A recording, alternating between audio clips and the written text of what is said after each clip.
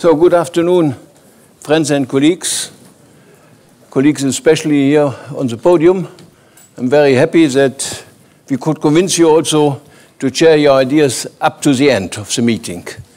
It's the final plenary session, and I think it is necessary that I try to give you some of my ideas and consequences of these nearly 3 days meeting.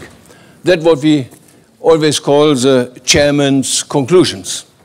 Needless to say, that is not a binding, set aside, a negotiated text.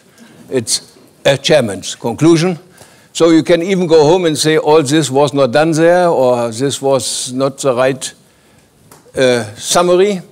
But at the end of the day, I believe we try to do at least our utmost to integrate also our partners in the development of this paper. So I have to express my gratitude to the partners and, of course, to our staff as well to develop such a paper. And let me start with some additional considerations which are not directly integrated here. I believe it was by itself a clear votum for the need of such an independent, open discussion on this topic of soil.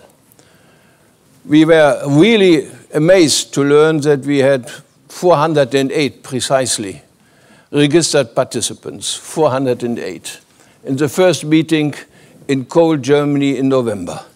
That is by itself a proof that this is not something of marginal interest, but of a high concentrated need.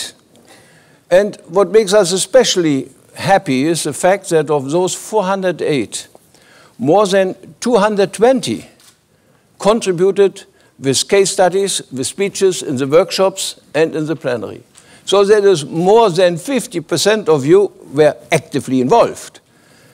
I had to have to participate in a number of conferences around the world. I believe a share of 50% plus really contributing in workshops seems me to be next to a record. And we should go on in this direction. Maybe that next time we want to come to 70 or 75%, so that there is really dialogue. That was our main consideration and objective. Don't make numbers of plenary session with wonderful speeches, but not a lot of time for discussion. Go in smaller groups and to discuss this topic. This has a consequence for the chairman's conclusion, no doubt, because we have all those workshops not for the sake of the workshop, but we have also our rapporteurs there. They will now prepare their final conclusion from the workshop as a most important input to the further work for us, and of course we will send you those papers as well as something like the proceedings of this meeting. I believe that is the main perspective. Start a process of networking and of exchange of view and coming together with the question, please give us advice how we can do our job better. This is, I believe, the main structure. 400 people, more than 220 presenters, a lot of workshop results which are not yet finalized and have to come back to the chairman's conclusion as soon as possible and be available for you. We distributed this chairman's conclusion only some minutes before.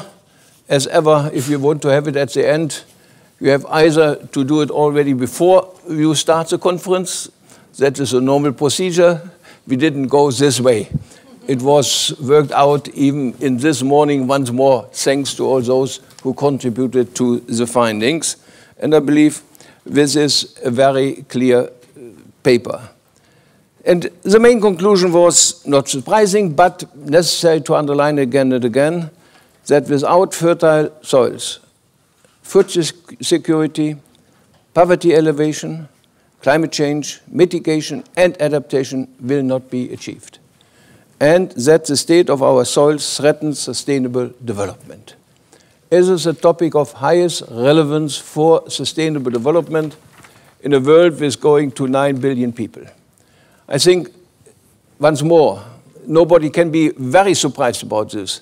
But in the broader public, it is not known in this clear connection, of course also linked with the other limiting factors, with water and with soils in the nexus structure going up to other components of the environment and the society as well.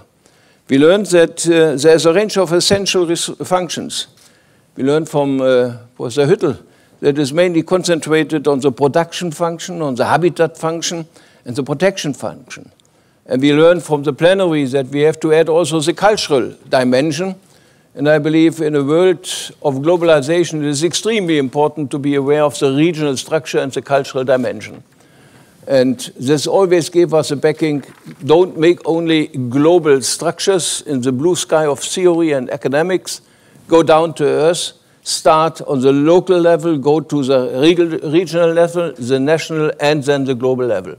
So that this is really a full-fledged echo to the diversity of our planet.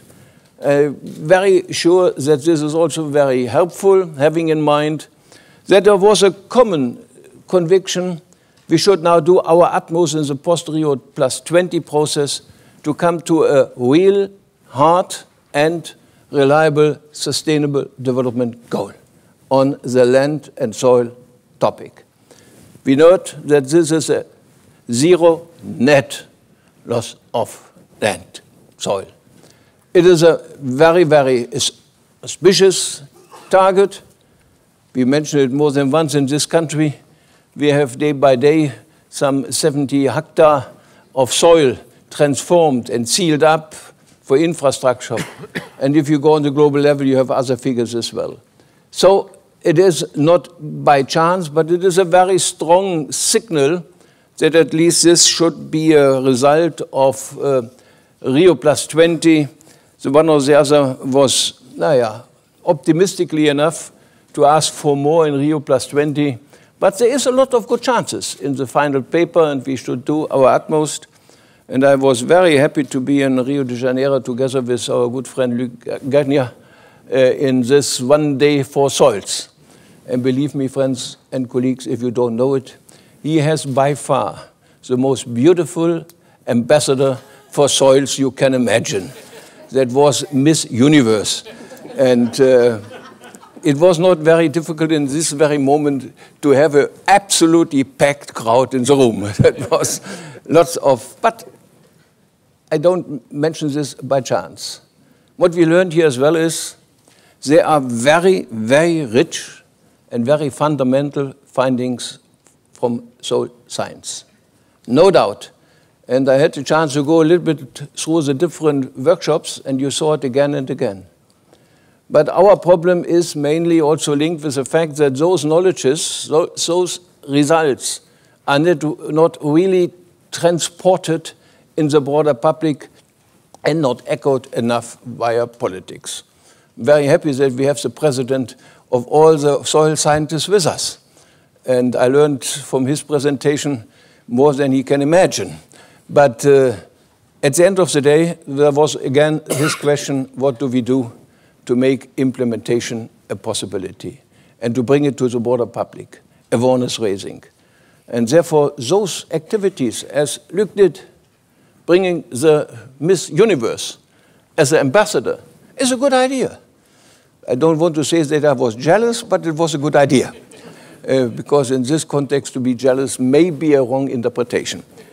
Anyhow, we believe that we discussed, number one, the situation of our soils with some concrete examples.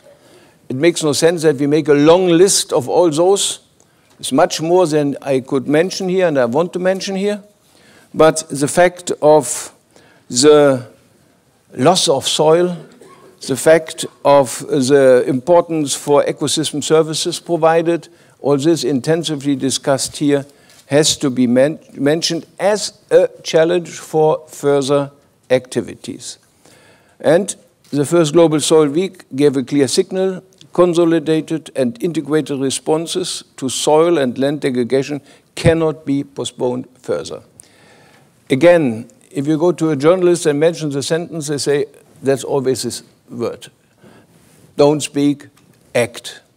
But in this case, it is especially important to say that it's not a long-lasting process. It must be done really immediately, and there is no chance for postponement. Second, the discussion was concentrated on responses. Only want to mention the highlights here. It was very clear, yes, we know a lot with regard to science, but nevertheless, we have to invest more money in soil science and technology. It is always the same, and therefore it's good not to have only scientists here. Politicians are always a little bit tired, because they know if science comes together, they come with a final result, we need more money. But sitting all together here and we come with this recommendation, I believe it is a very strong signal. It's more than only as important it is coming from science itself. And therefore, we want to make a lot of contribution in the future as well. That must be interdisciplinary, as we learned. It must be more and more also transdisciplinary in a world where people are more and more educated, have access to information via the internet and others. So we have to integrate the broader civil society as well. We know that capacity building is a must. It is an ongoing process, no doubt, and we have also not to be too shy. There is already done lots of very, very good developments. I saw one presentation in the workshop, I think shared from Joachim von Braun, where case studies from the Central Asian republics, from Uzbekistan and others, were presented. And it was really a very high quality of figures, of concepts. It was really a proof that the knowledge is going also in the whole world better off. We saw it in the wonderful presentation of our friend from ILC in this plenary meeting here. Yes, I think it was one of the very eye-opening speeches where we learned, I believe, a lot also with regard to what's going on with land grabbing, with foreign direct investment in agriculture, how to differentiate this. All these are topics of concern and intensively discussed in the broader public. And we should be better informed and better scientifically differentiating what is going on. We cannot overlook that there is a need for investment, an urgent need for investment in agriculture, and we have to make up our minds how we can bring this as a reality for investment without giving negative social consequences for the smallholders and giving negative consequences for the families living there. But we also learn that the young people in Africa and other countries go out of the whole area. By the way, not very surprising if you are a German.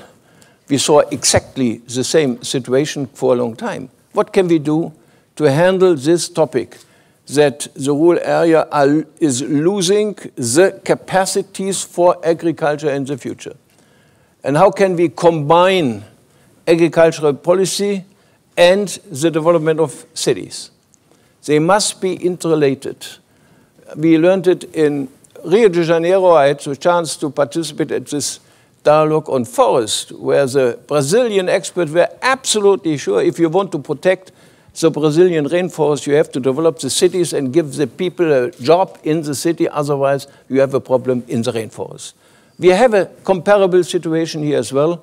Therefore, to combine cities and rural areas seems to me a little bit an overlooked problem, and we have to do more in this direction. We at least believe that this is directly linked with capacity building as well. Young people, better and better educated, asking also for ongoing other jobs as they did it with their parents and their grandparents. Not surprisingly, it is not to say we don't need this, we need it urgently, but we have to make also the preconditions that people are going in this direction. Finally, we need partnerships for change, and we need soil awareness raising, I mentioned it. Then, number 3, way forward. Yes, we want specifically facilitate the science policy public interface. how we can bring science in the normality of the discussion of the broader public and make, via this distribution of knowledge, also politicians much more under the pressure to act. I was a long time myself a politician. I know if you are not under pressure from the public, it is very difficult to have majorities for something to do with this. And if you go to different fields, we have always a little bit the problem that to bring those messages to the broader public, maybe you have to reduce the complexity of the message. And you are very soon in a situation where people are concerned that we may decrease the complexity in a way that this is not any longer echoing the right facts. So that is a challenge. How can we make this science policy public interface in a way that it is really reaching its objectives without going out of the scientific base for this? It was, of course, intensively discussed that there might be the need for a second global soil week. There's a recognition of the need of have a global integrated network open to all actors, which will contribute especially also to the global soil partnership. I mention this specifically, intensively, because we have a very good cooperation with FAO, and this is gone, as we have it, of course, with our friend next door in Bonn. That is, let me say, self-explanatory, and wherever we can work together, we'll do it. In the discussion, we will summarize everything after the meeting, and then we can see what is the best handling for the future. But we learned your expectation that we go on in this direction. I hope we can echo positively in this as well. But it's never good to make only announcements a year before. Wait and discuss and try to make the best format also next year. I was very convinced that our format is a good one, but we have to develop it. We have to learn from mistakes and shortcomings, and we will do this. But once more, we are very encouraged by the positive and inspiring atmosphere during this first Global Soil Week. Numerous panels and important contributions are made. They are really very good arguments to say it was a start and let's go on in this direction in the future. But again, we are very open for your contribution. It would be helpful if you can send us also via mail or other ways your contribution.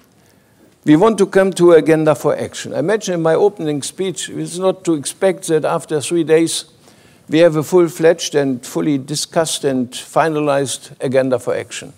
We have very important parts of this agenda, and I mentioned some of those, that we need multi-level governance for zero net land and soil degradation, governance responses, the different levels, as I mentioned before. We need sustainable land and soil management that must take the nexus between resources and human demands into account, need to go beyond rural areas and be systematically expanded to the urban areas and take this as an integrated and interrelated problem. I mentioned it before. And communicate for change. There are those parts of the first conclusion without having already the wisdom and the wealth of information integrated from the workshop level.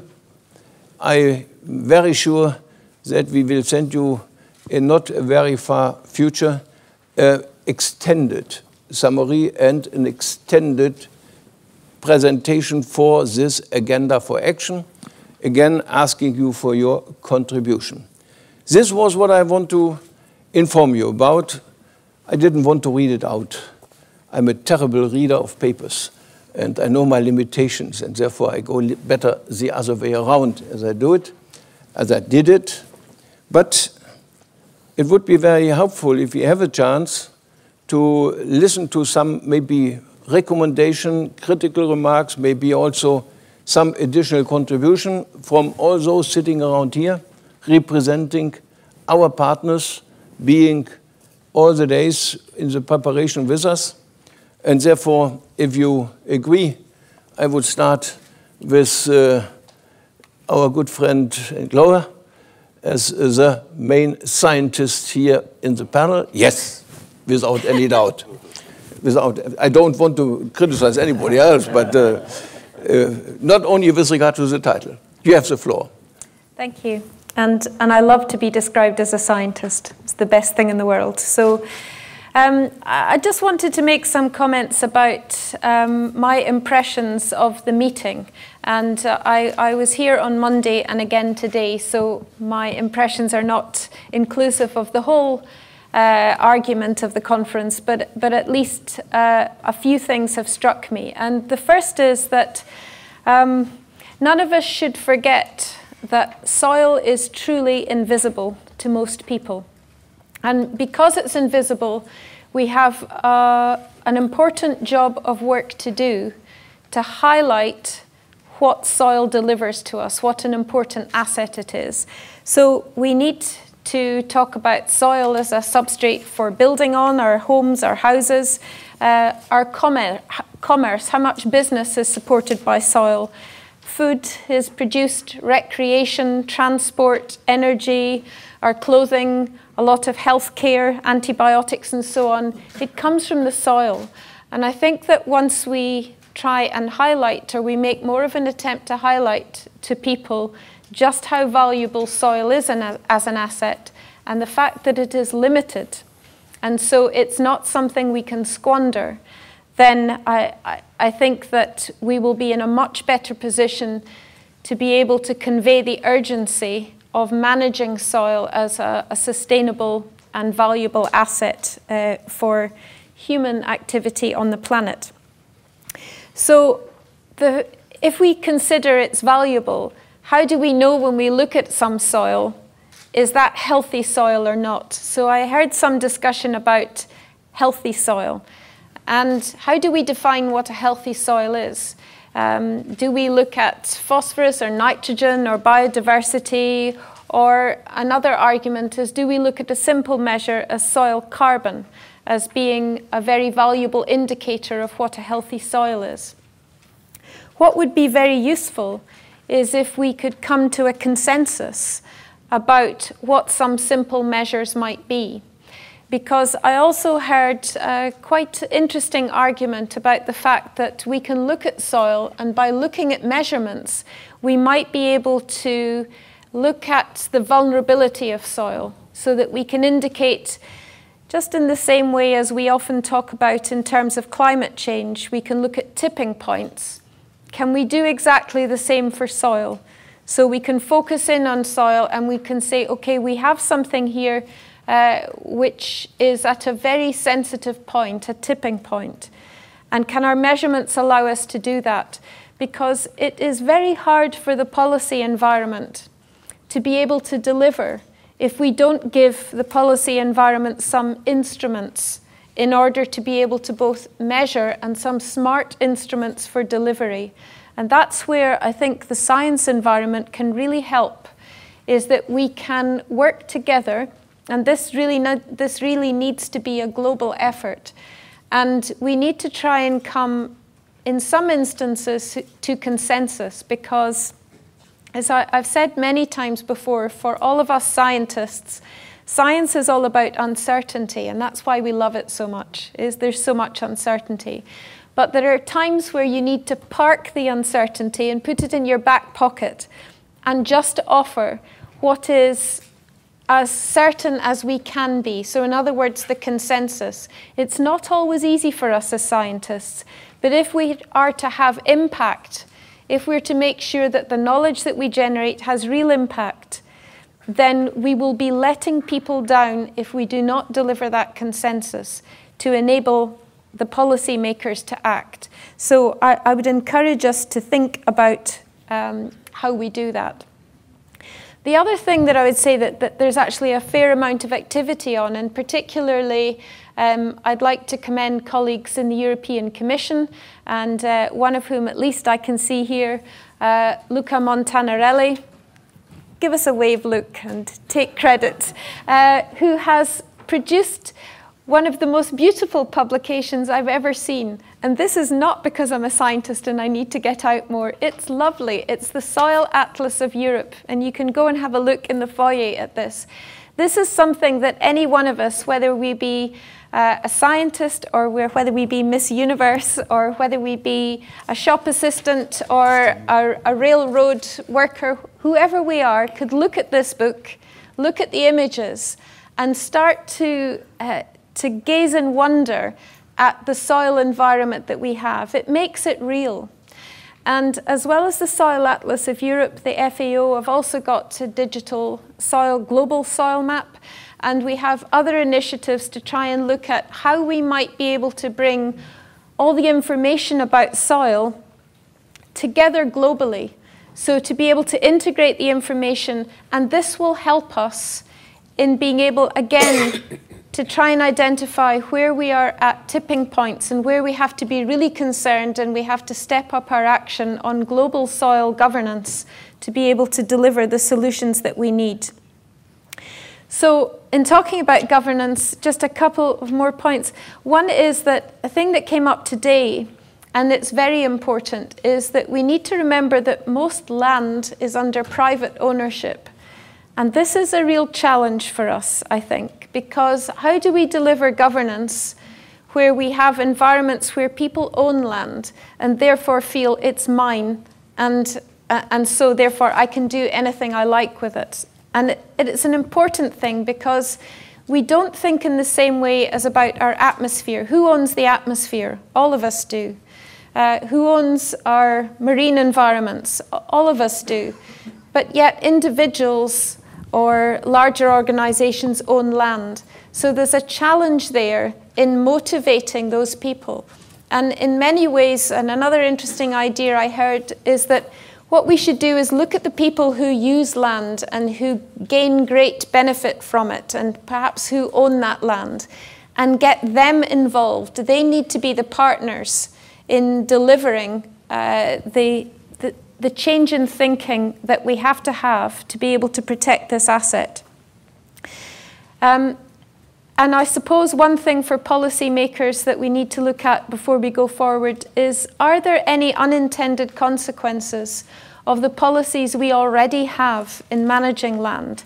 And I think this is important. If we just look in Europe and we look at the European Union, if we look at our policies in agriculture, perhaps our subsidies in agriculture, do they have unintended consequences? And so there needs to be all policymakers, and I'm looking at my home environment here in the European Union and think, do we need to be smarter across different policy areas? Because nobody owns policy for the soil asset. So do we need to be smarter and look across areas and ensure that there's harmony between our policies to make sure we deliver what we truly want, which is sustainable global soils that can deliver a secure future for humans and animals on the planet. So I'll leave it there. Thank you very much.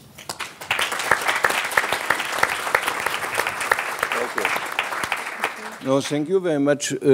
3 very important messages. First, don't make the fact that we never are fully aware of science as an alibi not for acting and coming together. I think a very, very important consideration. You know that we discussed this intensively with regard, is precautionary aspect and scientifically consideration, yes or no? And therefore I fully echo positively to this. Second, that we have with soils something like commons and privacy. How to combine commons and privacy. I don't want to go in detail, but it is a very, very important topic and was discussed more than once in these 3 days. And the third, that at the end of the day, we have to convince to make it an integrated topic. Not to isolate, but integrate. Make the nexus good, but as ever, you can only be a good specialist if you are very broad-based in your education and your studies. So you must be good in one direction to be a good partner for others. Thank you very much. You see, This is a living document, my conclusions, and I have most probably to start already tomorrow to make it better. Thank you very much. Luc, can I ask you for some final consideration and recommendations? Well, thank you. I don't have much to add to your chairman's conclusions or remarks. What I would like to highlight is that though soil seems to be invisible to people, people also react to policies or the absence of policies. So we might consider, of course, wherever we come from, what are the policies we have, and as you put it, and how are those policies affecting, or the lack of them affecting, land use and land use change. This is important, especially in the developing world, where we think that farmers who certainly know best about their soil, because for them, their soil is not invisible. They live out of it, but what they are doing is also a response to existing policies, to existing access to infrastructures, and to lack of investment or not. So I think one of the initiatives that is ongoing, that I think will certainly help, is the assessment of the economics of land degradation and the potential for restoration and the cost of action versus inaction. That's one aspect. The second aspect is how do we bring the available knowledge, data, and information for change in policies, for change in investment. That is another very critical issue. I used to say that degradation is often driven by misplaced policies, investment. So there is an issue of transition. And how do we advise government and investors to transition towards more efficient use of resources? And in context of economic downturn, people will be scarce if we say we need more investment to attend to soil challenges. But what we say is more efficient use of investment to avoid degradation, and in fact, to better use our land and our soil. And finally, one thing that I hope the world will hear from this Global Soil Week is, as we proceed towards discussion on post-2015 or the MDGs, that we will understand that probably from 2015 we will have to care for human security or human well-being, and that soil is essential, critical to secure human well-being. Soil is a prerequisite to human security. And if we understand that, there will be no disconnect anymore between soil as a capital, as a common, and how we advance, we make better progress on alleviating poverty, ensuring security such as food security, energy security, and water. Thank you very much. Again, I believe you touched numbers of those topics, especially we have to make it an economic case. It was underlined intensively by Karl Falkenberg in his contribution here. How can we do it? And honestly, being for more than 7 years a federal minister for the environment in my country, looking back, what we could make successfully, maybe there was something successful in those days, was either motivated due to the direct consequence for human health, or was directly motivated via economic considerations. These are the moving targets, and therefore to mention this once more, also with your underlining how important it is to make the money available as efficiently used as even possible, and to bring the broad view on the overall security topic in the world with these development problems. And we know that is not a by chance secure world, and that this has a lot to do with security as well. Thank you very much, Luc, also for your friendship and your backing for the whole preparation. Then I would like to ask Pierre Bucella to contribute. Those two others were already before here, therefore I had not to introduce them. Pierre is now to introduce once more. She is a director, the Directorate B of Nature, Biodiversity and Land Use on the DG Environment in the European Commission. It's very good to have you here, and I remember that we started all those thinking when you visit us in Potsdam. Yes. Thank you for this. If you give us some additional information. Yes. Well, thank you very much.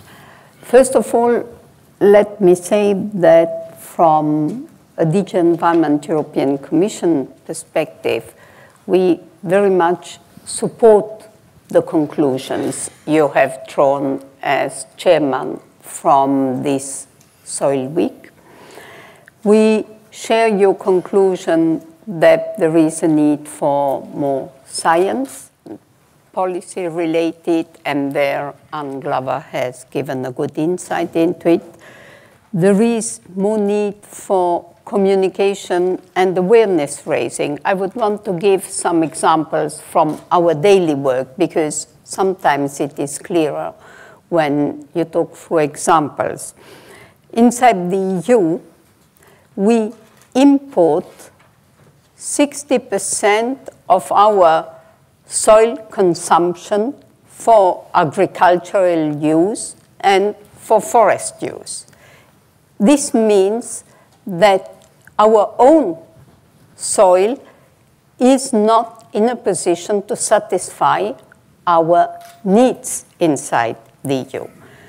Inside the EU, we use annually 1.3 hectares soil for our own needs, while in other parts of the world, for instance in China, each Chinese citizen uses 0.4 hectare of land per year. These are data, and these are data which make us reflect on how to improve, how to make our use of soil and land more efficient, more resource efficient. We have developed these ideas in our resource efficiency strategy. Last year, we continue working on this. One important element is governance, is working on the basics. Therefore, we are working on contamination of soils, and we are working on pollution of soils. We are working on degradation of soils, and a very important part of our work is sealing of soils, because sealing is something which is then an obstacle forever to making use of soil again. We are sealing soils because we need more infrastructure, we need more roads, we need more urban areas, because we all need our driveway for going to our own parking space in our own home. This urban sprawl does not contribute to a better situation of our soils. In that respect, I would want to highlight that maybe taking up the FAO proposal for declaring a World Soil Day could make a contribution to raising awareness to soil. Awareness about the issue soil is not sufficient. This is our own perception. A second element inside the EU is, of course, governance and policy making. And what we have on the table are several agriculture proposals which are attentive to the soil dimension, to the biodiversity, to the water dimension also, because soil is not an island on its own. Soil is embedded with other elements. Water and biodiversity are two main elements which contribute to healthy, or in the other case, to unhealthy soils. We are continuing working on a soil directive, which is a soil legislation.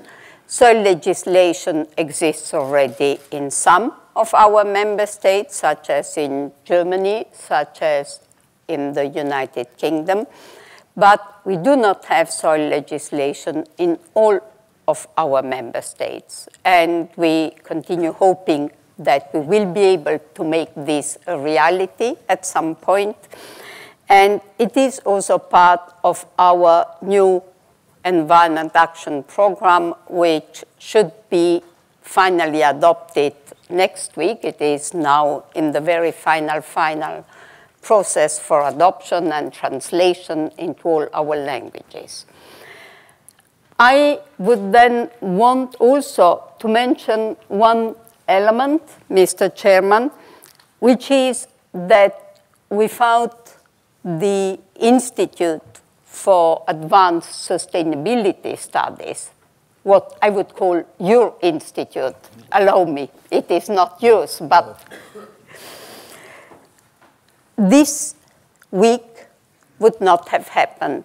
And I think we are all aware of this week, this work, and these conclusions, and the work which we all together will undertake as from tomorrow on, will not happen. And for this reason, I would really, really want to make sure that you are engaged and that somewhere in your chairman conclusion, your institute remains the leader of all this work, please. Thank you.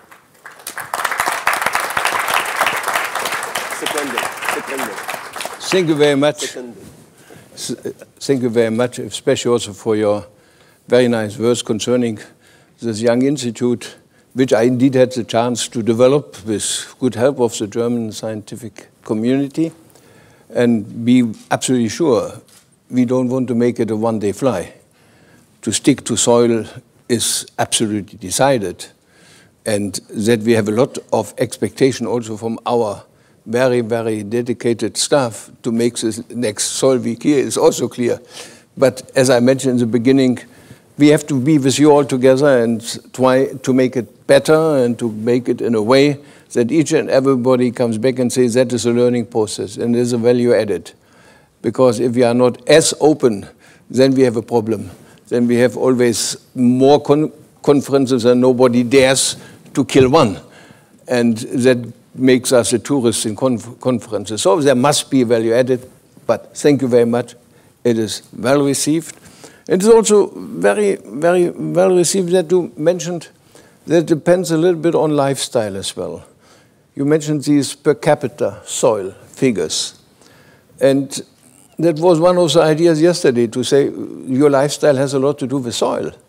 And if we have 4 times the soil consumption compared with China, this has consequences. Therefore, to add this, it was not so intensively involved in our discussion. Changing consumption and production pattern may be also additional contribution. Thank you very much also for the great help of our colleagues and friends from the European Commission. And you mentioned Montanarella. Next to him is another Luc, you see. Therefore, we are very, very happy to have this good cooperation. Without those networking, it wouldn't be possible. Therefore, thank you also on behalf of all of us to the Commissioner and to the Director General and to yourself and all the others who are with us here from the Commission. Thank you very much. Now I would like to ask Manfred Konukiewicz. You know, he is the very outstanding partner from the Ministry for Economic Cooperation in Germany. And we are extremely happy that we have this cooperation. Then via your ministry, we have also the open access, a very good contact to the GIZ. And there might be the one or the other of GIZ be here, also thanks to those. Manfred, what is your final conclusion? Yes, thank you. And as you said, I'm looking at the way forward from the perspective of the action world, the policy world. I'm from a development agency which is directing 2 very important implementing organizations. You mentioned GIZ, the other one is KfW. We have a fairly large budget, and according to OECD statistics, we move round about $10 billion of official development assistance per year.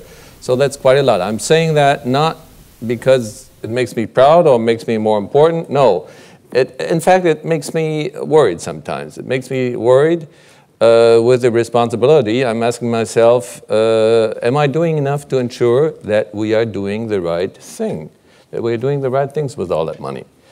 And frankly, there's no automatic way to be sure. You always have to work for it. So, and that's why the linkage to the world of knowledge, to the world of science is very important.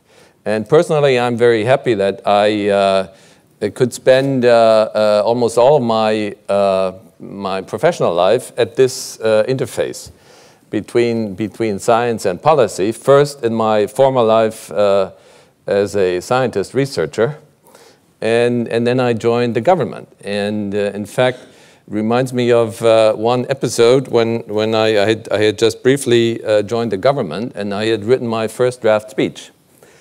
And it was full of, you know, typologies and full of definitions, you know, the kinds of things that you do in the university. And then the Director General, sort of a very experienced man, I learned a lot from him, saw that draft, and he called me in. And he said, "Young man, you're coming from the university." "Yes." "You're now at a ministry." "Yes." Now, you know the difference. The difference is that in the university, you develop typologies. You're focused on variety. "Yes." "But now you're in the ministry. You are focused on taking decisions, focusing on priorities. And this is what you need to do in your draft speech." So I went back and rewrote the speech. So that is the very interesting difference. But I think as we are here in this room, I sense we are in the end, at the end of the day, as we'd say very nicely, at the end of the day, we are all interested in action. We are interested to move things. We are interested that things are done with soils differently and better. So, but the first, I think, insight is there is no shortcut to action. There is no shortcut to action. And it's very important to have a very good science base, a very good evidence base. Also when you work in government, when you work in policies. If anyone thinks that the key to action is to get the one word, soils, into the document that will come out of the 2015 General Assembly on the future development agenda, or into whatever comes out of the SDG process, if that's the key to get the word in there, this word soils in there, and then everything from there on is easy, no, it's a mistake. It's important to get the recognition, yes, but it certainly is not sufficient. It's very important to strengthen the evidence base for what we believe sort of is the good way forward, and the other way, of course, to adjust our strategies, to adjust our priorities according to what the evidence tells us. So this linkage is very important, and I think it's one of the very excellent achievements of this week, that this week has brought the knowledge hubs together. The knowledge hubs together, interacting with each other, exchanging results, exchanging research approaches in the various workshops. And I've seen that I've heard that from many reactions here. This is something new. It has not happened before. So, and I think it's very important for the organizer, IASS, to stay in a facilitating mode. To stay in a facilitating mode. Not to sort of try to dominate or sort of set the agenda, but to stay in a facilitating mode, opening up, offering this opportunity for everybody to join in. A very important element of the evidence, of course, is the economic evidence. As Joachim von Braun has pointed out, sort of if the economics aren't right, if you're on poor economics, you can't get forward. So let's also work to strengthen the economic side of it. we need to build an economic base for better soils policy. In this context, I want to refer to the initiative on the economics of land degradation. I think a very worthwhile initiative that is now led by University of Bonn with Professor von Braun, by the CCD Secretariat with Luc Nagacha, and I'm proud to say also with the support of BMZ and GIZ. We still look for more partners and for a broader support, not so much in terms of money. Yes, money could help too, but more in terms of intellectual contributions and, of course, a stronger interface with the scientific world.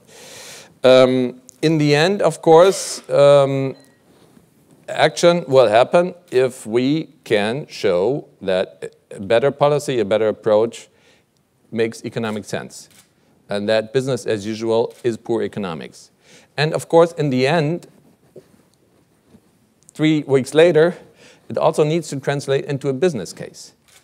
The smallholder, the farmer, whoever deals with land, needs to understand how he can make sort of a better return from better practices, from a better approach.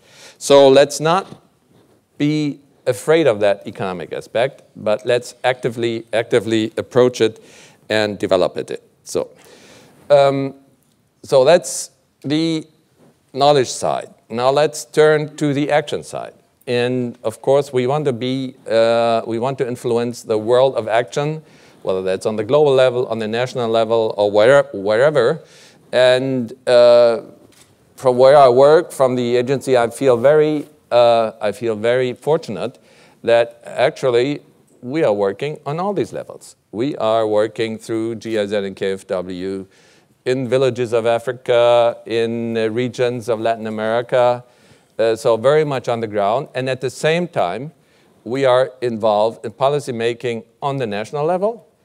And I have this very interesting experience of the German legislation on renewable energies linked to the European directive on renewable energies, where we, from the development side, were able to bring in very important aspects, which you now can find in the German legislation and in the EU, in the European directive on renewable energy. So I think that's a very good opportunity. And my experience is that in order to find traction in the political world, you've got to find the right entry points. And here, I think soils as such is not such an exciting entry point. And you really need not only one Miss Universe, you need probably 10 to make it very attractive. But the political world, the world of action, reacts to 2 elements. One is the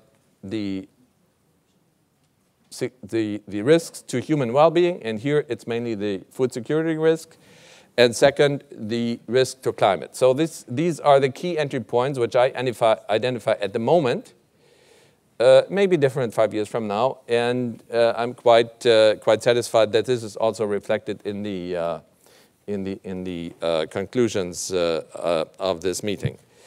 So it's very important to identify these entry points and to work with them. In conclusion, I think that the Global Soil Week has been sort of a wonderful platform to focus on challenges and policies.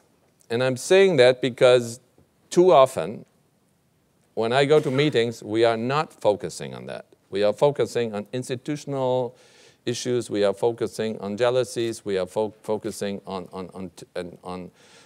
territorialism. We are focusing on funding. And I got that out of many reactions here, that participants were very happy that we could leave our institutional baggage outside this hotel, down on the street where we took the picture, and come here and just focus on challenges and on policies. So, and this is also possible, I'm sorry to say that, this is also possible only if a non-government, non-state, and non-international actor has this facilitating role. It's hard to understand, yes, but whenever an institution in the governance world takes on that role, there's always a suspicion that there is an institutional agenda with it. And that is always in the way of a good substantive discussion. So I want to thank you. I want to thank the IASS for this role and for this achievement. Really, I would like to encourage you to go further on that. I think we are all interested, in the end, we are all interested in a convergence, in a evidence-based convergence of priorities, of perspectives, and in the end, of course, of action agendas. And I think that, that this Global Soil Week has been an important first step. Thank you.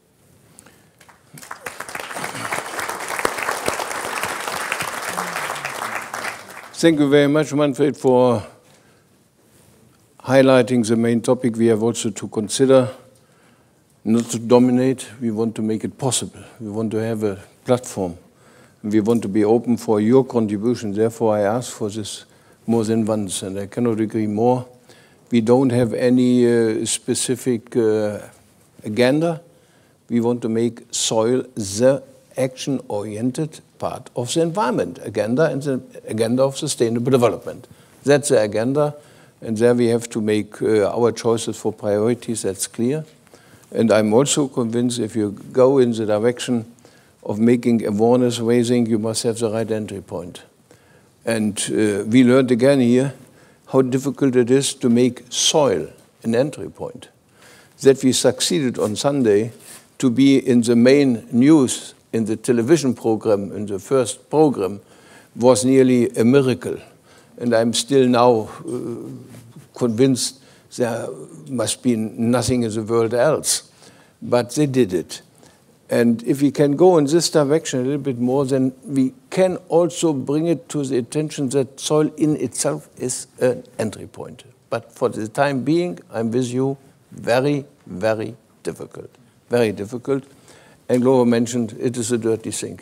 People, and the Director General mentioned that in his childhood, he was still working in the mud. He had a feeling for soil. I can imagine if I see my grandchildren now, they are really very close to mud, that's for sure.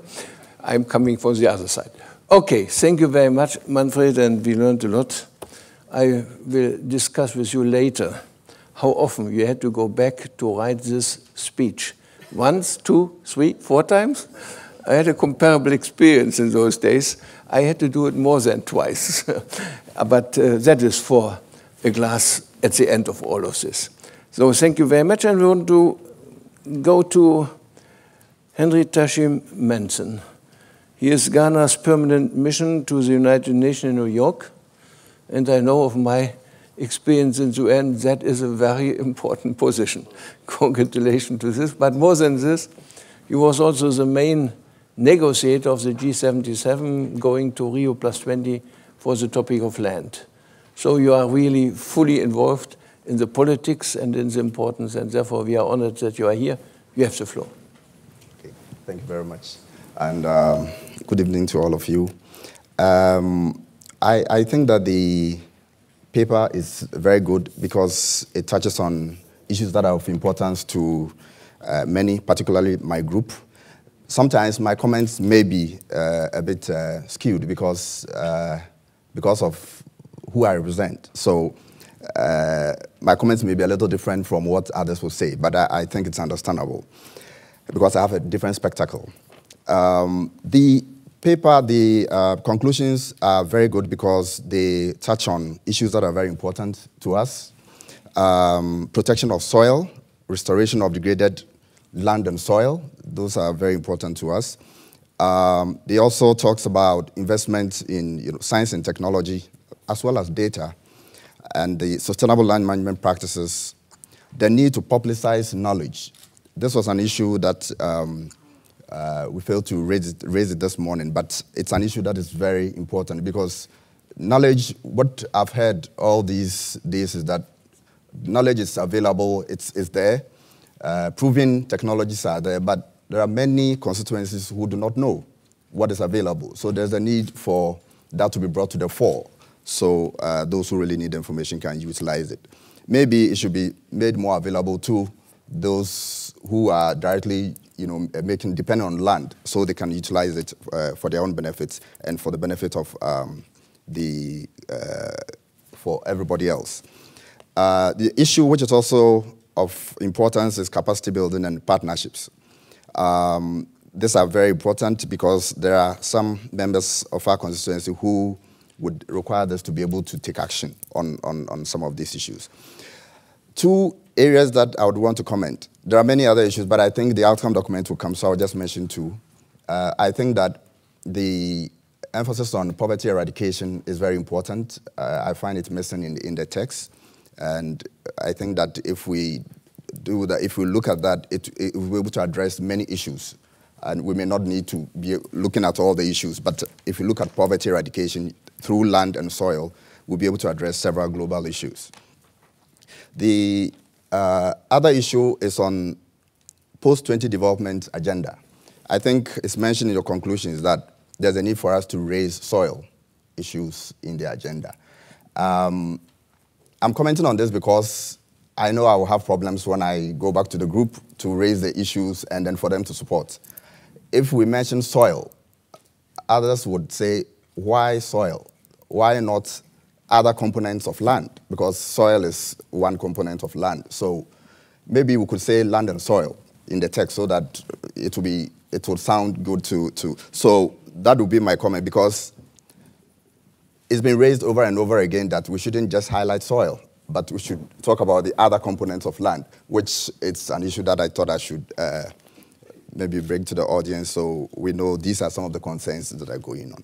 There are other aspects of it that I didn't mention today or we didn't discuss, was some of the challenges that we would face in trying to address issues of soil and land. In developing countries, one of the key or one of the major ones is land tenure. The nature of our land tenure system makes it very difficult even for the government to acquire lands and apply sustainable management practices. It's owned by traditional rulers and by individuals, and it is very difficult. So I thought that maybe some challenges could also be highlighted, and then we may go reflect over it and see how we can find the way forward on those issues. Thank you very much. No.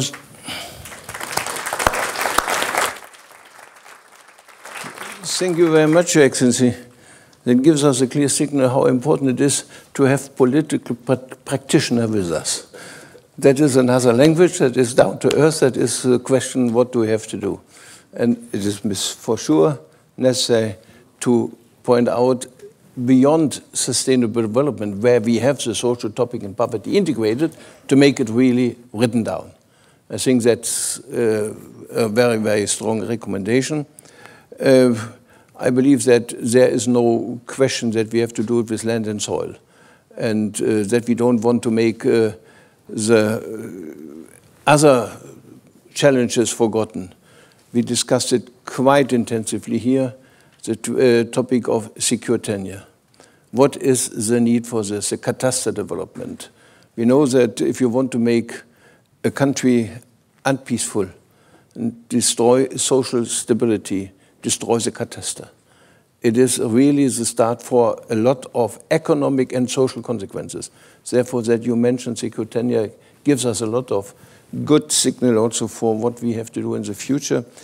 At the end, I will ask Jens Weigelt to give also some information concerning the overall report of this meeting. So I believe there we have already those topics better involved, but I didn't want to discuss it here, simply to inform you that this is also coming, I hope, even today, distributed so that you have it too. Then, once more, thank you very much for the long way. Do you go back to New York or to Accra? New York. So that's a good way. Have a good flight, in any case. So I come to our good friend Ronald Vargas. He is the soils officer in the Soil and Water Division of FAO. If you want to say, he is a guardian of the Global Soil Partnership. He is a general secretary of this, and in the past we had more than once a chance to have you with us in the Institute and to discuss with you. So if you give us some additional remarks from the viewpoint of the partnership in FAO. Thank you. I will start first thanking you for the opportunity and for organizing the Global Soil Week as a contribution to the Global Soil Partnership. I think everybody here will coincide with me that this has been a very good opportunity, not only to share ideas, to share concerns, but also to try to see how we could contribute to the future. So I will really, first of all, kindly ask all our colleagues here to give an applause to Professor Toffer and his team for organizing this event and this initiative.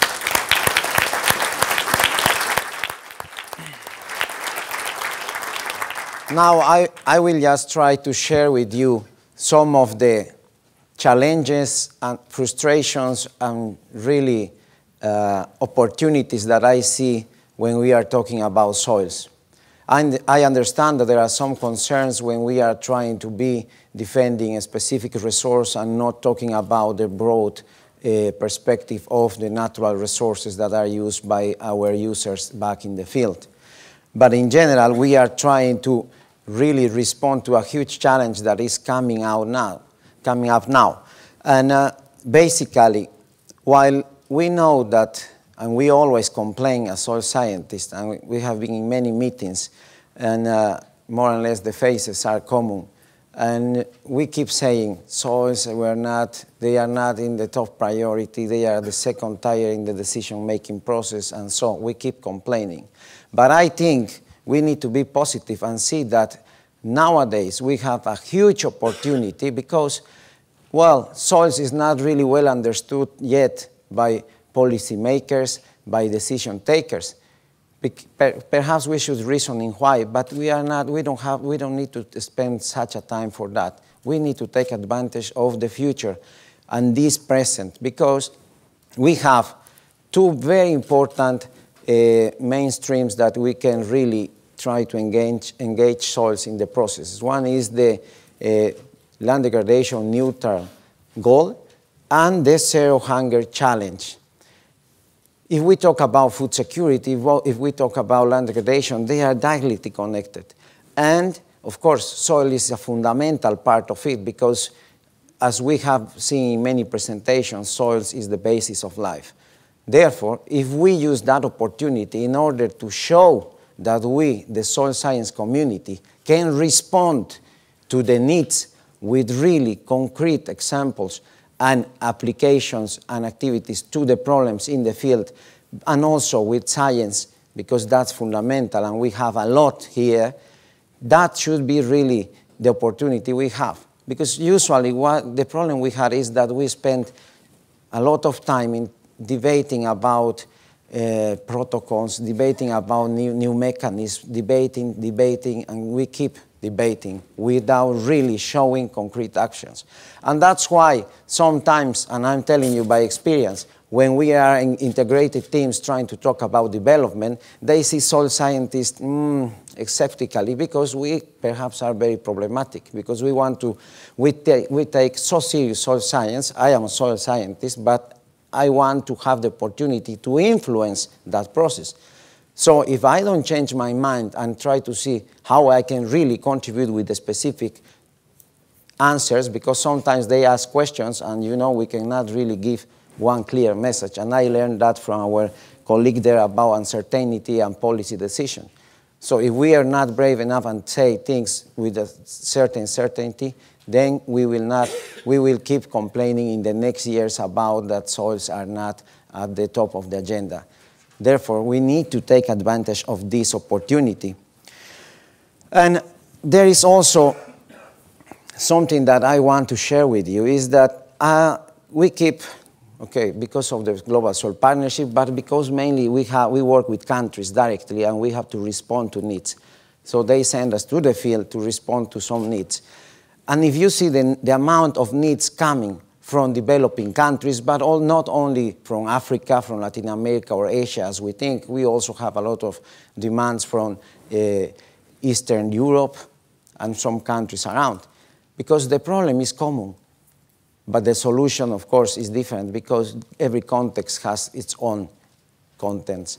And that's something that we need to really try to respond, because it's funny that every time we go and the farmer is telling me, look, my yield in this soil, with these soils, because they are very, very poor, is getting lower and lower. Can you please help me? Then I'm ashamed that in order to respond, I will have to develop a mechanism and I will have to talk with many people, and by the time I will be able to respond, perhaps, I don't know what will happen with that farmer. So we keep talking, we keep doing things like that, and I think it's time that we really focus in actions, in contributing to the people who is there. Because otherwise, you will see, I can share with you the agenda for the next meetings for soil science in 2013. So you will see we will keep discussing about many nice things. And I'm not criticizing, that's very important, science is fundamental, but let's use it. Let's bridge that gap that is there between problems in the field and science. If we marry them, everybody will be happy because everybody will be contributing. And that is why when I see the conclusions here, we have a lot of tasks to do. And we have seen during the week that there are many problems. We found many problems in every session I have participated. Sometimes you can become negative because problems. But let's see it from the other perspective and let's try to really find solutions. Joint solutions, because one alone will not have any impact. Challenges are huge, and we need all of you working together. And of course, not only soil scientists, but we need the people sitting at developing policies, the people taking decisions. Yes, we need to convince them. Yes, but let's show them something concrete that we can really provide solutions. And I will finish saying that the Global Soil Week is a fundamental step towards trying to really keep soils at the top and improve it at, let's say, at implemented level, in all levels, not only at local level, regional, but we also need to have global, because we have policies, many implications.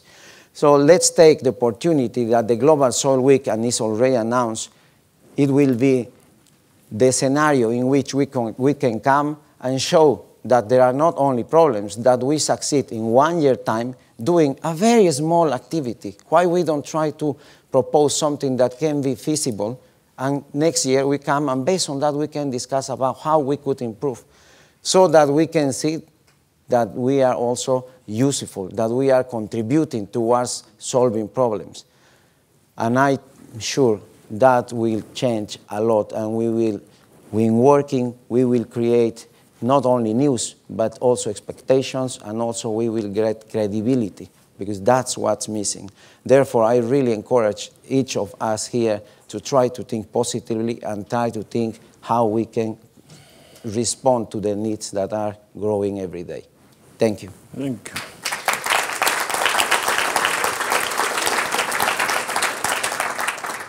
It's really great to be reminded, think positive. If you are resignative, you cannot come to a positive solution, that's for sure. And it is good to learn this lesson from FAO. That's by itself a very, very good backing. And I believe it should also be one of the findings, and you underlined this as well, to make good examples. No, what I learned here as well, there are positives developments, but the main topic is how to scale up, how to come to scale. And therefore, we have to consider a little bit more, where are the limitations for scaling up? Is there a better mechanism to overcome this, so that it is not only, as ever, we make studies, 90% is a description of the problem, 10% is what we recommend to do. We should go the other way around. We tried it here as well. We have not to repeat once more all the problems of soil. We know this. Go in action. And I believe, having in mind that there is a strong recommendation to go on in this, I would really come with a proposal that we don't want to have the second soil week without having a proposal for an agenda of action before we start. Send out a month before and give input so that at the end of the day we are negotiating, not but discussing the elements. I never, Your Excellency, come to a negotiation process. This I did long time enough. I will never do it again. But we know that to discuss a possible solution gives a good backing for others who have the hard work to do to come to an agreement. And we discuss intensively the question of non-binding, voluntary principle and others. I think that might be a solution for the future as well. Therefore, thank you very much. It was a very good contribution. Good to know that FAO is really now concentrated on soils as well. Thank you very much. Last but not least, before give some information on the second paper, and then I will give also the floor to one organization who were not recommended until now, and therefore we will listen to you for a very short contribution. I come to somebody who offered to do some summing up, and that is always the best for a moderator, that you have somebody who is doing your job. That's very good, especially if you are as lazy as I am. And therefore, I'm very happy that Dr. Molly Jan, the professor at the Department of Agronomy and Genetics, University of Madison, Wisconsin, and the special advisor to the Chancellor and the Provost for Sustainability Sciences, is with us. So, do your job. I love it. I listen and want to learn. You have the floor. Well, thank you, and it is a great honor and pleasure also for me to be with you. What I actually said is I am not a soil scientist, but I am a person who has had the opportunity to advocate for soil sciences and more generally for the importance of recognition of what we know about soils and what we don't know about soils in the setting of action agendas connected to the provisioning of humanity at the land, water, energy nexus. And so the first point I want to emphasize, and has been evident throughout this discussion, is from where I sit in a number of global dialogues, your moment is now. There has never been a moment in my experience where not only among those of us who have been concerned about the challenges of food security, environmental quality and management, we've understood the role of soils, but beyond that, the price spikes of the late 2000s and many of the consequences of our actions, both local and global, have made it clear that business as usual brings terrible costs and easily discernible risks. And so your moment is now, and the opportunity to transition what you know about soils into knowledge for action, not just about management of soils, but for governance of this resource as it intersects with other resources we depend on, is extremely important. It's recognized, and so the invitation from many communities to the soil sciences community is to share what you know. One metaphor that we find often quite helpful in intersections with various scientific communities is to think about the disparate data, information, and knowledge assets that you as a community or as sets of communities hold. Think about the need to mobilize them into something that works more like layers. You can call those layers anything you'd like. There's not one right answer. But for those who are interested in interactions, who recognize the need to work across scales, who recognize the need to be geospatially and temporally explicit in these conversations, that is a huge step forward for us. So the Global Soils Mapping Partnership we view from the broader agricultural and food security community as a fundamentally important commitment, not only for your community, but for other communities that have not necessarily worked in geospatially explicit ways. So your moment is now, and your role in the challenge of provisioning humanity at the land, water, energy nexus is understood. That's exciting. It's also daunting. And it's been really exciting for me personally to become more familiar with many of you in the room who have been committed to that challenge for a long time. Another really important thing about what you've done from the outside is you've set a specific target. You've set a discernible target with respect to the management of degradation of land. Now the challenge follows, how will you know? How will you know how we are collectively and in smaller scales progressing towards that challenge? I had the honor of representing the United States on a 13-member commission chaired by Sir John Beddington, convened by the CGIAR's Climate Change, Ag, and Food Security Research theme. That commission put forth 7 recommendations in portfolio, and the 7th of those 7 recommendations is the need, I would say desperate need, for information systems that integrate information in human and environmental dimensions. I would argue your communities have a really critical role to play in that recommendation and in a number of other recommendations that have been made. I'll just point out how important some of this discussion is, because I was approached and somebody said, soils isn't in any of those recommendations. I would argue soils is in virtually all of them.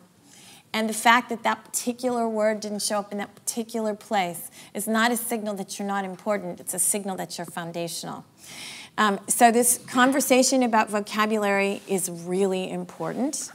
And the recognition that this conversation and the convening that has occurred here this week and the ongoing dialogue that I hope we all will continue to shepherd is really important. Finally, with respect to the way forward, one of the exciting and challenging observations that a number of scientific communities are working to respond to collectively is the recognition that the way our knowledge about system components translates to outcomes is through decision-making, human decision-making. And so connecting data, information, and knowledge assets to the modeling infrastructure, to the models and modeling infrastructure we depend on, to humans' decision-making, and ensuring that as we do that, we are ourselves learning. We are progressing towards strategies that implement adaptive management from local to planetary scales. That's a daunting challenge.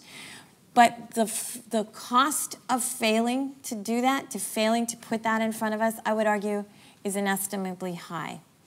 And so I congratulate those of you who've been responsible for putting this event on and for providing the content that has been showcased here, for holding the commitments you will hold going forward to continue to meet, to continue to invite people like me who care very much about what you do and depend on you and your progress, for conversations that are critically important for your success and the provisioning of our kind.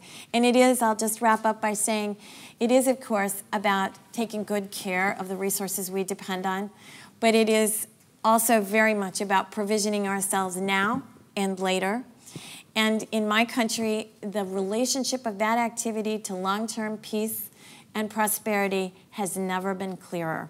So thank you for the opportunity to come together and for the leadership, intellectual and otherwise, that so many of you in this room have provided in this critically important conversation. Thank you for including me.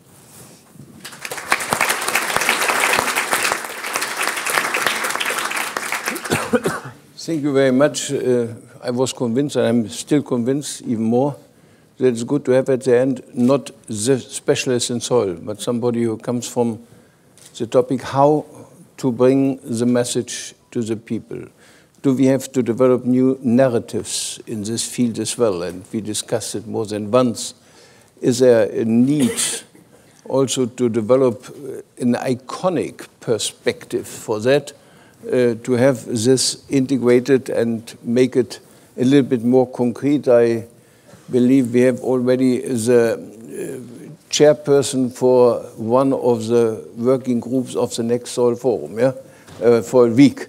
That would be a good idea. Thank you very much. Ladies and gentlemen, as I mentioned before, distributed now the same pressure we had with the other papers, so don't criticize me. I'm always very critical on papers on my table when we start a discussion, because either you read the paper and you cannot listen here, or we do it both. Nevertheless, we dared it so that you are not taken by surprise later. It is also a living document. It will be developed also known in the integration of the results of the workshops and others. Yes, if you give us some information, what is the basis for this? Yeah, well, it's a pleasure to do so. Thank you very much for still being with us. It's sort of late, but it's good to see. I want to underline that I learned from quite a number that they want to be coming to an end something about 4:45. So we will go in this direction. Please be short, yeah? Well, I follow, of course, all the excellent examples on the panel in terms of brevity.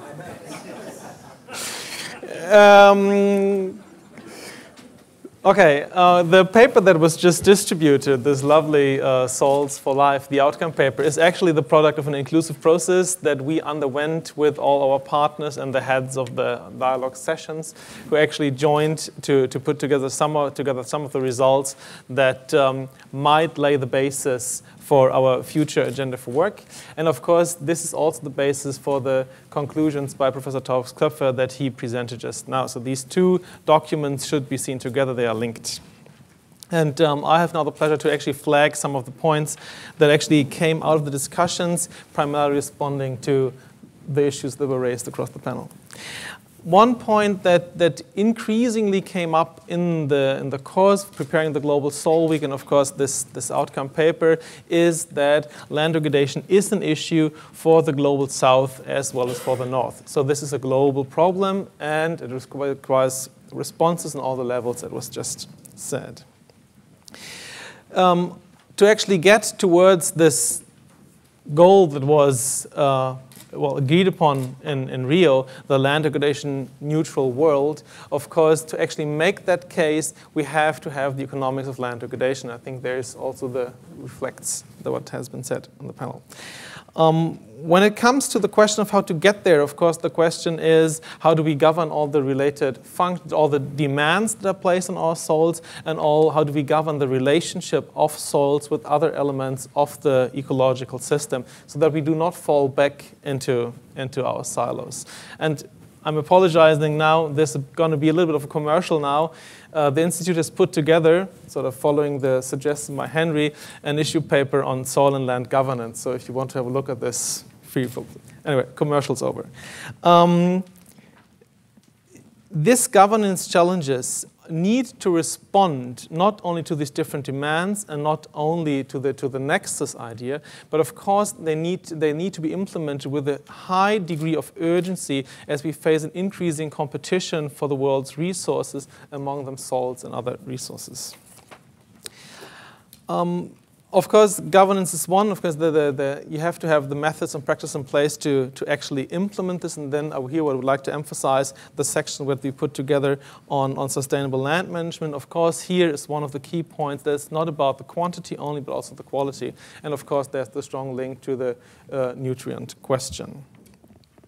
Last but not least, as we are working on the science policy interface, the question, of course, how do we actually construct this relationship in a let's say, fruitful manner?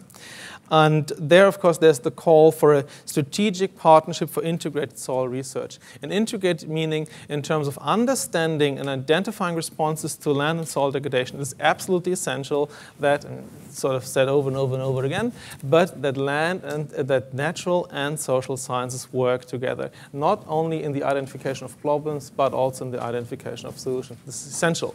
And of course, then the results, they need to be communicated in in a way that becomes accessible. That's what we that goes under the label of transdisciplinary. Yep. Then what we did in the outcome paper is actually to posit the question of land soil degradation neutral world in the context of global food security and poverty alleviation. This yet another point that Henry made, and I think this is very, very important. Concluding on the Global Soil Week, we see the Global Soil Week as two things, one as a platform and two as a process. The platform you have they have all participated in. I'm very grateful for this. The process is, I have heard several comments saying, okay, that's nice, now go further, and that's the difficult one. And I'm speaking, on behalf of the Institute when I say that the Global Soil Forum is happy if these records are made to facilitate or to continue to facilitate this process, and that the Global Soil Forum is at your disposal in this regard. Thank you.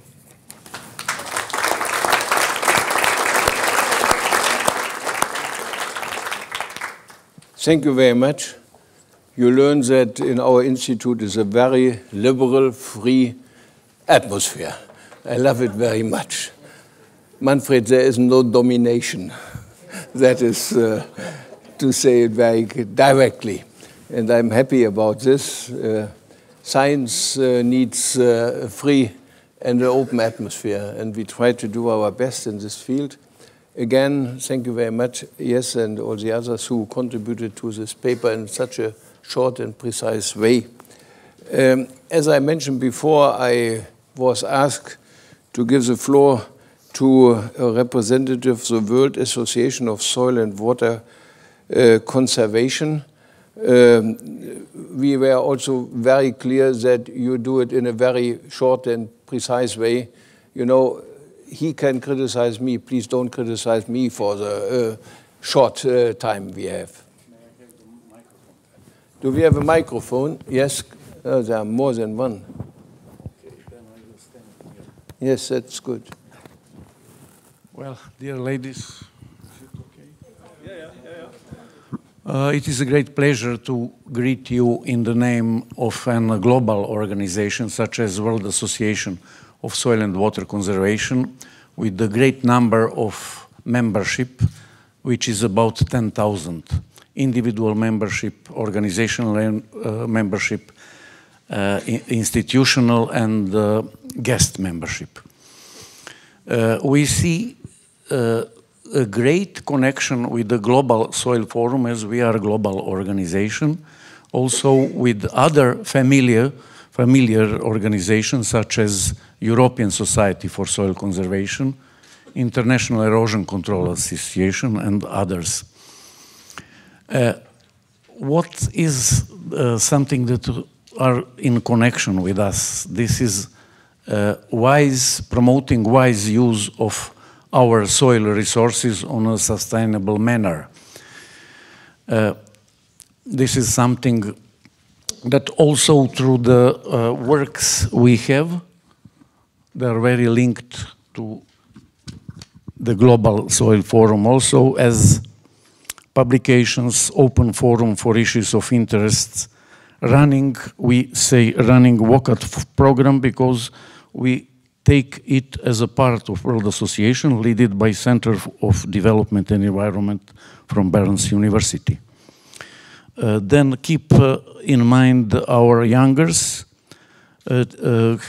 taking care about future experts through establishing Students' Forum of World Association. Then also it is regional cooperation, and very important, preparing a legal and institutional framework in some parts, such as Balkan is, by Jan Hanam and I hope Irene Hauser from Germany. So with such determination, we welcome people of all walks of life to join us in this voluntary but noble endeavor. We believe that with good attention, appropriate techniques, and well-planned strategies, many programs will bear fruit very fast and accomplish their duty in a good time before many resource-degrading activities creep in. We believe in working together. Thank you.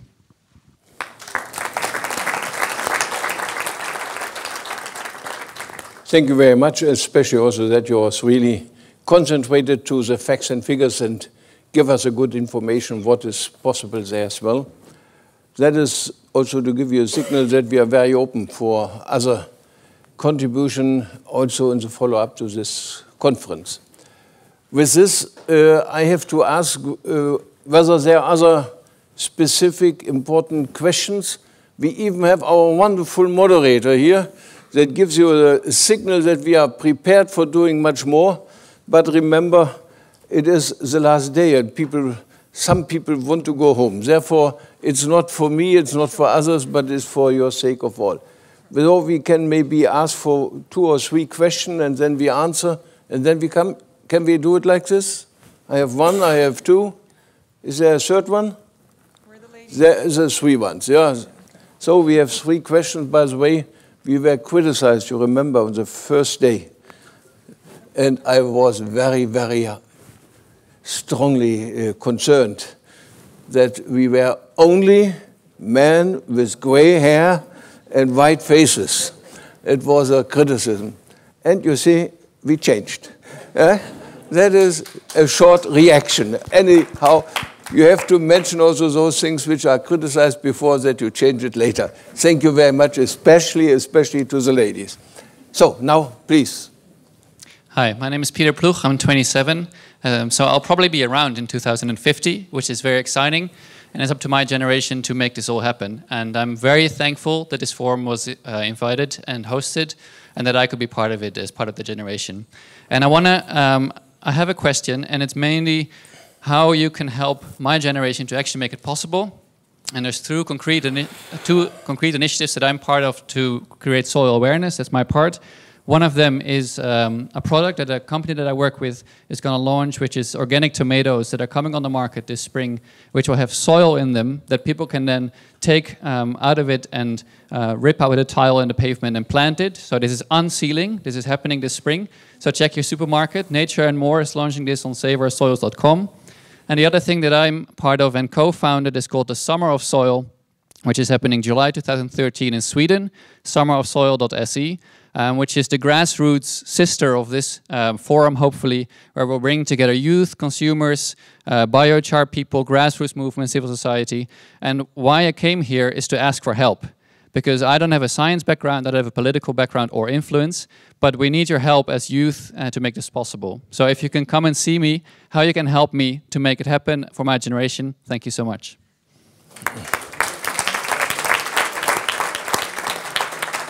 Thank you very much. Did we have any other questions? Yeah, we had already 1 there and 1 there, and these were the 3. Where are they? Yeah. Oh, here. Sorry, you're right in front of me. Here you go. No problem. Well, yes, I'm Joaquín Torena from the Argentinian Secretariat for Environment. I'm very glad to be here to have the opportunity to exchange with other colleagues and people from other spheres of debate on these issues. I think we got a long way forward, but I'm quite optimistic. I just wanted to also thank you for this open atmosphere you just mentioned. It gave us opportunity to be more free in discussion and debate on some things. But just a little comment on the outcome paper. I have to do that. As being government representatives here, just to stick to some spoken language, as we say, or agreed language, yes? And I have the feeling this zero net soil and land degradation, we today debated it in many aspects. So later we speak on about the land degradation neutral world, and I think this was agreed language for us too.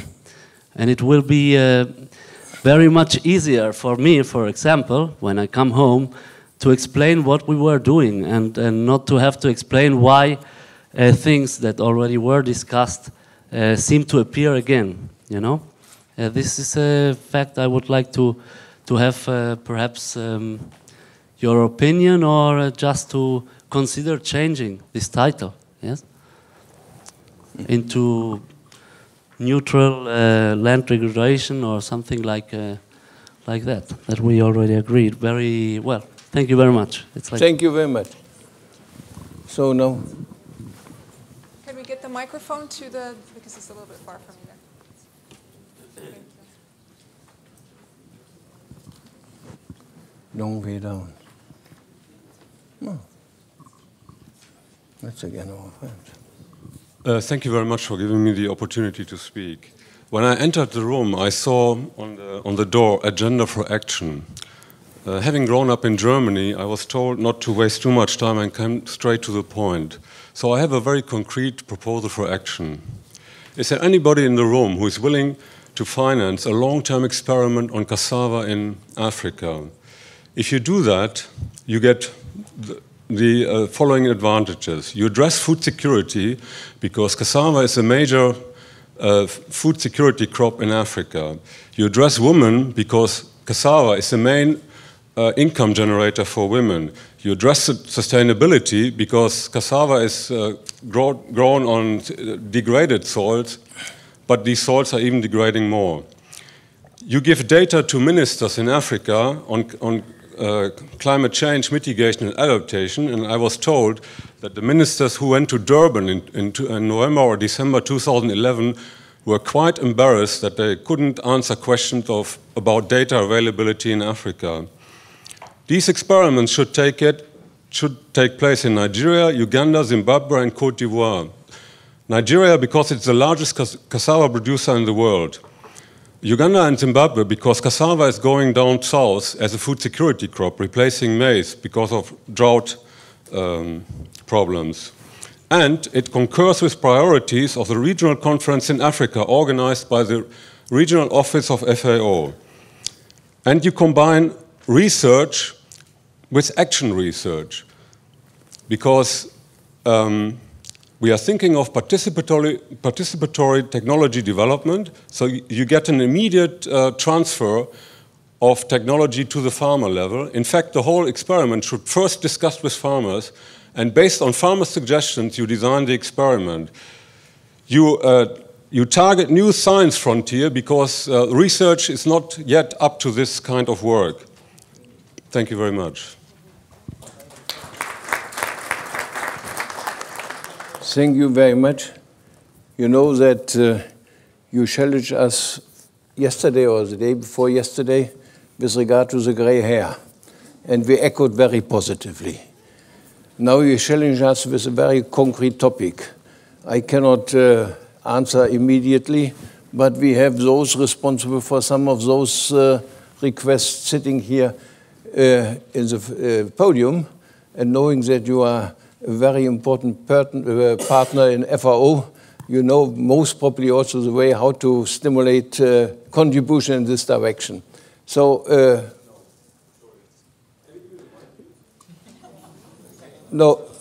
These days, think in 3- and 4-year term cycles. It's very, very difficult to get funds for long-term experiments. So we need funding for at least 10 years. And there's not one experiment in the whole of Africa on cassava, long-term experiment. All the data, all the knowledge we have in Europe come from long-term experiments in Rothamsted. And these experiments run for 130 years. And even on maize systems, there are only 3 or 4 long-term experiments in Africa. Who is willing to finance that? Please. My email is christian.nolte@fao.org. Write to me. Thank you. Once more, I try to be as constructive as even possible. As you rightly mentioned, it cost you already 10 years to go in this direction.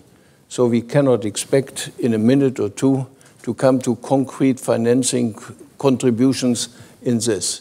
It is a very good chance in such a meeting, and I'm fairly sure that you mentioned this as well in the working groups where you participated, to give those information. And then we can go on and trying to make this a project type, offering it to the European Union, to Manfred Kunukiewicz and the Ministry of Economic Cooperation. As you learned, he is responsible for $10 billion. So there might be also something for this project going on. But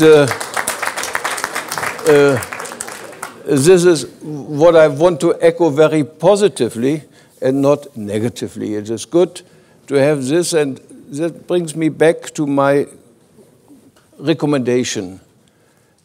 This was the first Soil Week. We had to learn, and we had to be in a situation where we can start the process. I don't want to go next year to a similar process without having concrete topics on the table. If I have this 2 months before, then we can prepare something in this direction. And therefore, I simply ask for this understanding that I don't want to bring now the one or the other in the situation, are you willing, yes or no? The answer is very easy. They will say we will have an eye on it, but this brings us no concrete step forward. Therefore, thank you very much for this contribution. May I ask Anne Glover to answer the question for the young people? Do you know, it's a very hard question to answer. The only thing that I would say is in you asking the question, I felt filled with optimism, because you as representing young people, that's our future in so many ways. And if you're interested in soil, that's fantastic. Because young people are the future, they will make it happen, as long as they don't fall into the same traditional ways of activity as older people so easily fall into. So in a way, I think the answer is in your own hands. This might not be what you want to hear, but do you know, it's a very interesting thing. In life, we always think it's somebody else's job to do it, or someone will do this. I really want soils to be important. Someone else will deliver it. It is, an ocean is made up of drops. We're all drops in the ocean, and we have to act. And I kind of hand it over to you and say, if you don't make it happen, nobody will. So. I will. Yay! Very good, very good, yeah. In the U.S., there are plenty of people in your generation who will be thrilled to find you and work with you and help, both in an entrepreneurial mode and otherwise. And only to mention, with regard to the older, the best the older can do is not to give you too much burden with their mistakes they make now. If we can decrease the mistakes now, your work in the future will be easier. So that is my contribution in this field. I just want to support what Peter has said, because I have seen what they have developed, and I'm really sure that is one of the only one, let's say, very specific action that we can take it into account out from this Global Soil Week, because you will see that in the market very soon, and you will see how they are really raising awareness on soils, but in a very aggressive way to the general public. Of course, that will be possible only in Europe, because you have to pay for it. But we will try to see the way to do the same in the developing world, not collecting, but we need young people like you to give us ideas how we can overcome that. Good luck for that. Mm-hmm. So then we have one question still open. It is indeed a sweet honey to make papers with agreed languages. And being 8 years in the United Nations system, you believe I was really an artist in using agreed languages. That makes things a little bit easier, isn't it? I was even convinced if we come here together in a free discussion and start in the very beginning to ask for agreed languages, then we have an additional question why we are doing it.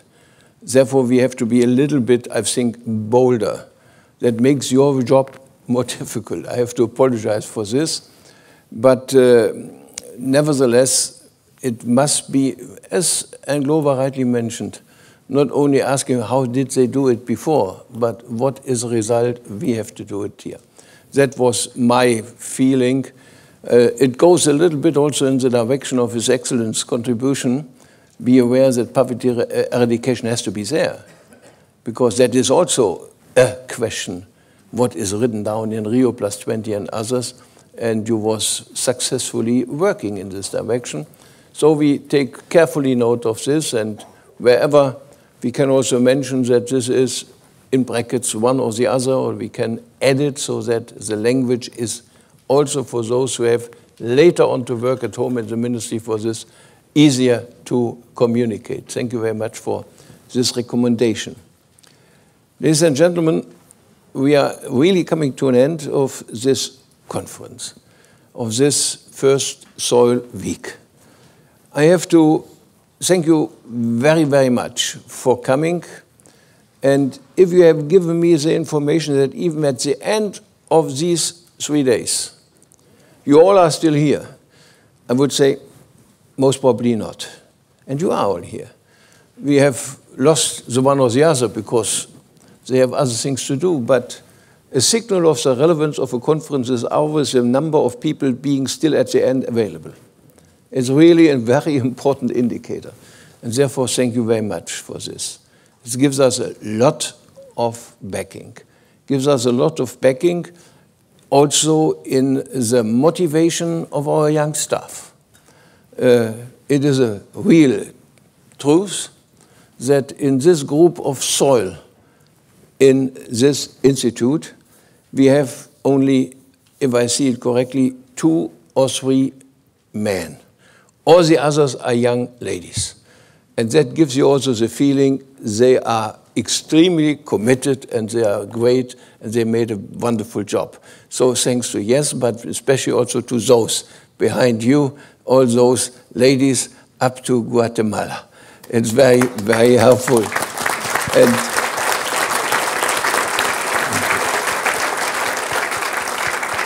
I also believe that we had a wonderful moderator. And thank you very much for this. It was a hard work yesterday evening in this noisy room to make some interviews and what you all did. And you made it here perfectly. Simply the physical need to stay there without a table, without anything for 2 hours and guide the discussion. It was great, and thank you very much that you did it. By the way, also thanks to Deutsche Welle that we had a good media partnership. It is going hopefully around the world. For those who don't know it, Deutsche Welle is a German BBC World. It is a very small one, unluckily, because the Germans are convinced they don't have enough money to finance this. I don't want to extend this discussion. So you have all our sympathy, and give her a good big hand for her work she did. I would like to use this opportunity to thank you all for your attention and for having been here, and I would like to thank the panel for their interesting conclusions and remarks.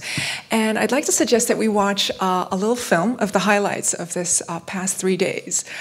So pay attention. I think you'll see some, you might recognize yourself. You might be in there. Have a look. Yeah, then we have to sit down there.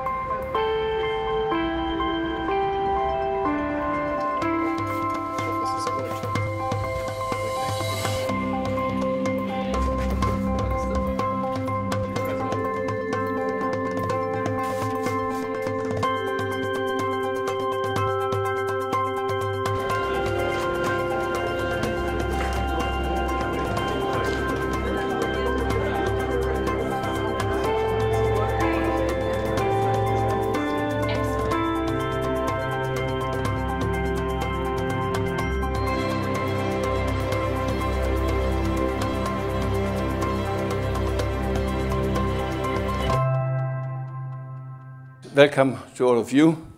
Thank you so much for coming to this first Global Soil Week. Let's talk about soil. Let's talk about soil because soil is for life. And therefore, we dared to organize this first Soil Week.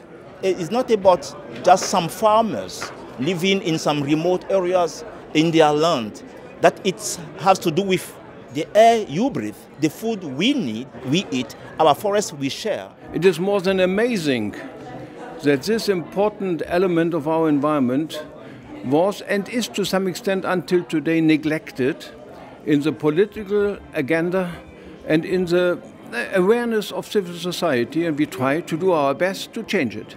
What we wanted to create here was a global platform where people from different sectors in society could come together and talk about how we can more sustainably manage and use soils. Because you have your politicians, you have your civil society, you have your scientists.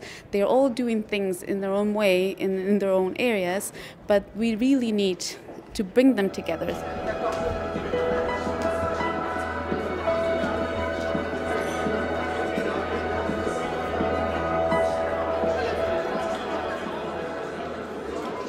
How do we manage our soils and lands sustainably? That's an essential question. What are well-established practices and methods that are already that have proven their effectiveness in the field that need to be scaled up? My question here, or my passion here, is that at least we get policies that it will be with simple languages, that is easily to understand, that we can communicate it to the farmers who live directly on the soil. Is how to set the policy framework going forward to address some of the issues that were discussed at the Soil Week. So how do you want to come to strict rules globally? What I haven't heard is any recognition that there is a bottom-up groundswell of interest through transition towns, through permaculture. This event can put soil on the agenda. But how to put it there and how to keep it there? One question from our Twitter followers, and because we wanted to reach out to the public, and they want the panel to say something on the topic of biofuels.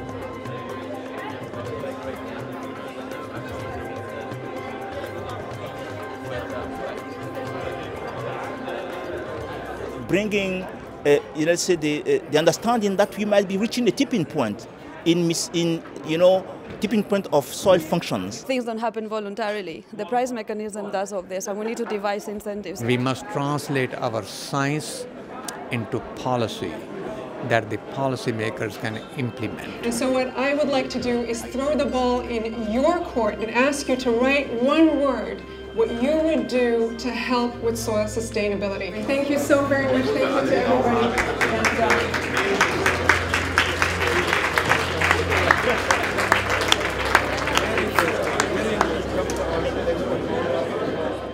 How we can reduce salinity in a very efficient economic way. How to teach my students in the United States. How can we bring how can we bring the soil-related aspects, such as soil erosion, soil fertility, etc., in the context of land use, climate change, and all the, let's say, the land cycle issues? How to produce more and sustainably so, without destroying our soil resource.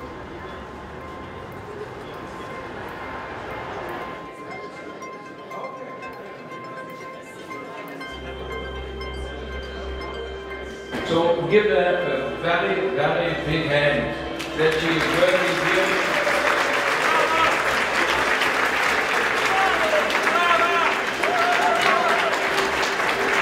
Hello. Who's the later?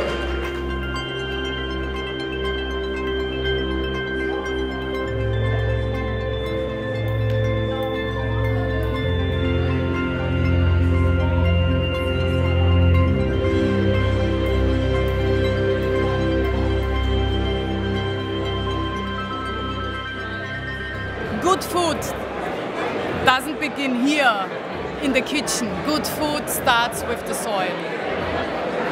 And I wonder that there are not many chefs who are aware of that quality is a question of soil and a question of seeds.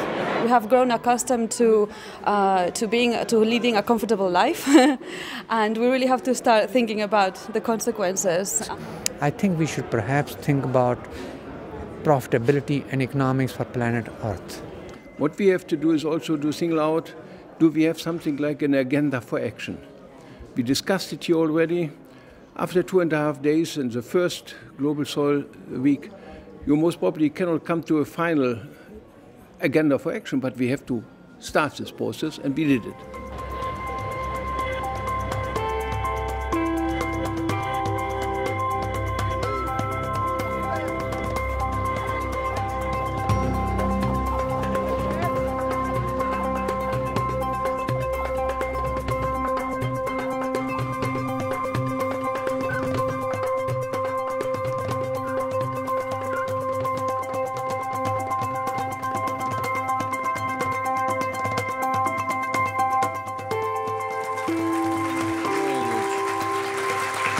We'd like to thank the producers of this highlight film, Joanna, Philip, Olaf, and their entire team of documentation for the GSW. Don't know where they are, but thank you very much.